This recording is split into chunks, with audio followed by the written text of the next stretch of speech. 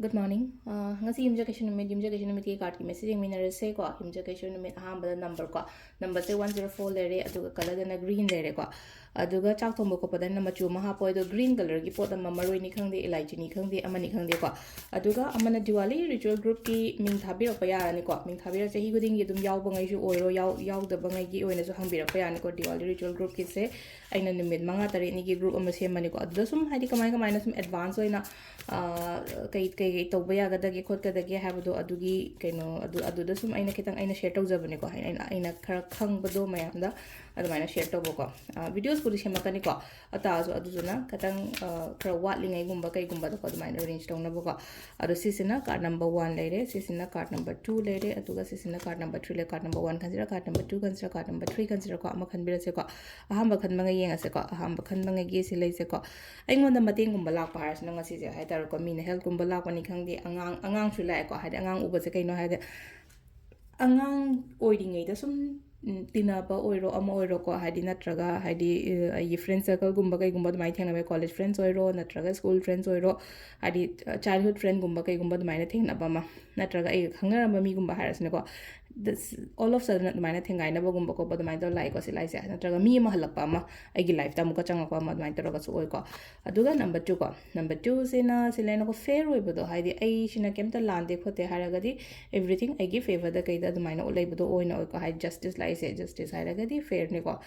ado sisina ko gi number 2 lai ko number 3 kan ngai ki noina se lai ri se ko khatang check lo ja to ko matam da ko ngasi gi oina kara check lo du du na dum phagani ko highlight in khorma ko lo ga mai na thopiyo ko sisina ko gi card ki message lai ko timing so happy hajara go timing na manga ga minute ram doi de na nipan ga minute tar phom lai ko adagi amung mapan ga minute kun ram doi de na pung tara ga minute ya kai mapan phom lai ko de pung amma ga minute ya kai hum doi de na pung mari ga minute futar phom lai re adagi pung taru ga minute kun dagi na pung trama thoi phom lai ko si nang dawrang gi pung taru ga minute kun dai na ahingi pung trama thoi phom lai ko aduga amana pung ani ga minute taru dai na ahum ga minute nifu phom lai ko sisna ko gi ngasi gi oina phaba time ko nahangi akoina kaino namitki kwauja try kay phone paiba ngamudaba khologdaba natraga haidi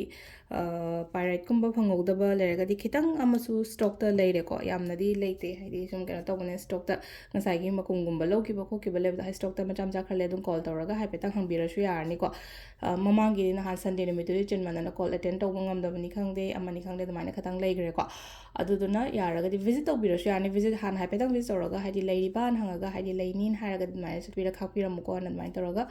la wi besu ana ko ke no habda haying purnima oibani na hadi purnima no bisagon sen su oina ko haying loge haraga su na tranga si dagi lokshalaga thamge bo haraga su ko mai toroga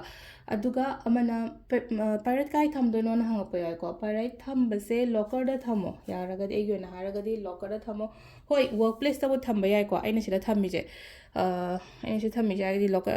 workplace thamba de ai sida thabak tawri na samna habada ai video semi consultation story ma tawri adu samna habada akoi gi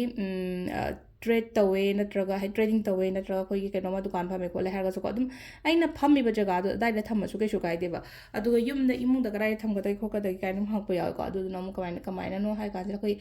locker da thamoi gi cash box le ba jaga hai tare ko cash box le tre na khala se ta di kitang notice direction gum ba hai pe yenga thammo ko yum gi ko cash box se thambio cash box se kamai tham ga dai hai ka ja koi gi likli gi patra ma da ko likli gi patra hai ra ga di some have the lily thing got some lorry na color se ko ching katang ha pe na si pink ma chu je ching ne na color se ko ching katang smai na hai ta ro khara tang khai mu kitang he na ha pe na ko aduga koi gi nga plate pirate si mathak si da ha po aduga dum kem ta na ta uda bi da ko dum thambio bo dum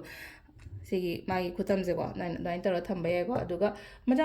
gumba lo ya na ko hai macha lo ko bo da purse kai da ha pu jo su kai ba kem ta leite ko hai apik pa lo da adu yum da thamning ba ko ning ba le ra ga de su ko mai na to macha ma keno ta ro ga hai di ai gi keno mathak to ching ai na sa hai ga do ching to gi mathak to mai gumba thambi ba ko adu sid le re ko gi ngasi gi oina daily card message ma'am thank you